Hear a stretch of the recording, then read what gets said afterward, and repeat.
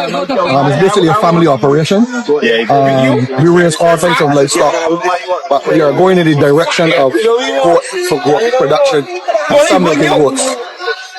I work in the lycée and my kids play an integral part in the operation. You know, they always make sure, keep behind me, make sure all the goats are good at all times. We got some staff as well that help us, obviously, for the operating farm. The goat breeds that we have, we're trying to push is the South African Boer goat and the Kalahari Red, which are predominantly for meat purposes. It is a goat that is trending all over the world for meat production because of the high growth rate and meat ratio for carcass production for human consumption. So that's the direction we're headed. So we imported some goats over the last 3 years from the US.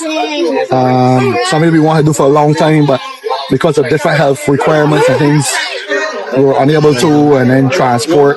And transport cost is still restrictive, but it's very, very high. However, we bit the bullet, and the government also has an incentive program going where they give us back a rebate for a certain amount of money for the animal we bring in. And our whole plan is to get about 100 doors producing for meat purposes.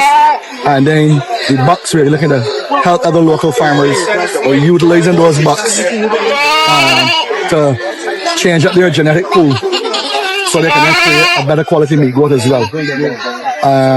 These goats they're not cheap by no means, but we got to start somewhere. So we're hoping to get some more incentive from government along the way and maybe get a proper breeding program going. The direction the farmers in the US have gone is embryos and semen.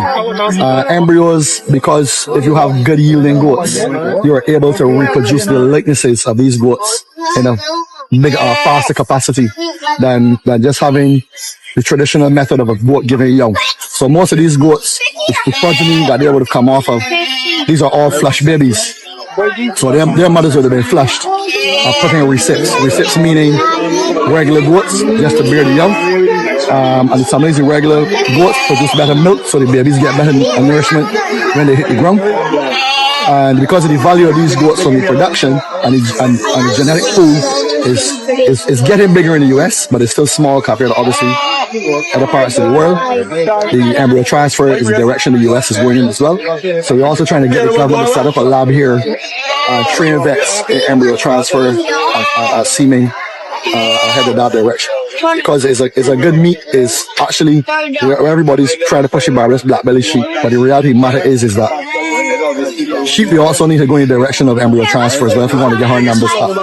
To get your best gene pool and to recreate that gene pool all the time. Unless we do that, just traditional breeding, we will never get the numbers that we want. Goat meat is very, very good because it's less, lower in cholesterol, less in fats, and it's very, very healthy for people.